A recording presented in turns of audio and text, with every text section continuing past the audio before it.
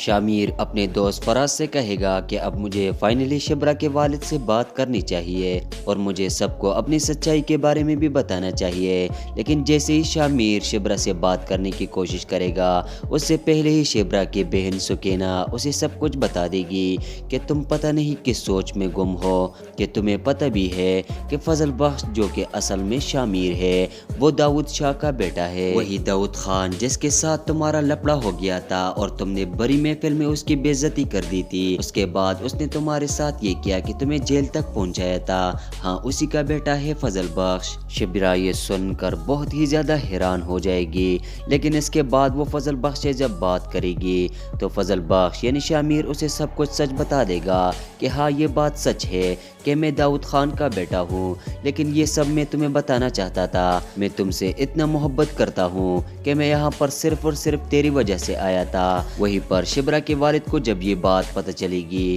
تو اس کا غصے سے بہت ہی برا حال ہوگا۔ وہ ڈائریکٹ آئے گا شامیر کے پاس اور اسے کہے گا کہ جیسے تمہارے والد ہے سیم ویسے ہی تم بھی ہوں گے، کیوں نہیں اس کے خون ہو تم آخرکار، یہاں سے دفع ہو جاؤ اور آج کے بعد اس گھر میں قدم نہیں رکھنا ہے اور شبرا کا تو نام ہی مت لینا آج کے بعد۔ لیکن شامیر اسے کہے گا کہ نہیں، آپ ایسا نہیں کر سکتے، میں شبرا سے اتنی محبت کرتا ہوں کہ میں اس کے خاطر کچھ بھی کرنے کو تیار ہوں۔ شبرا بھی اس کی طرف مائل ہو چکی ہے، وہ بھی شامیر سے محبت کرنے لگی ہے، لیکن جب اس کو یہ سچائی پتہ چلے گی تو شبرا بھی کنفیوز ہوگی کہ آخر اب میں کیا کروں۔ سکینہ بھی شبرا کو سمجھائے گی کہ اتنا بڑا آدمی، اتنا مالدار گھرانے سے تعلق رکھنے والا آدمی آخرکار اپنی گیٹ اپ چینج کر کے یہاں پہ کیوں آئے گا؟ اس کی نیت میں کوئی بھی کھوٹ نہیں ہے، اس کی نیت صاف ہے، وہ صرف تیری وجہ سے آیا تھا، تمہاری محبت ہی اسے کھینچ کر رہا لائی تھی، لیکن تمہارا دل ہے کہ پتھر، یہ مجھے سمجھ نہیں آ رہا۔ بعد میں جب شبرا اس کے بارے میں سوچے گی تو اسے اندازہ ہو جائے گا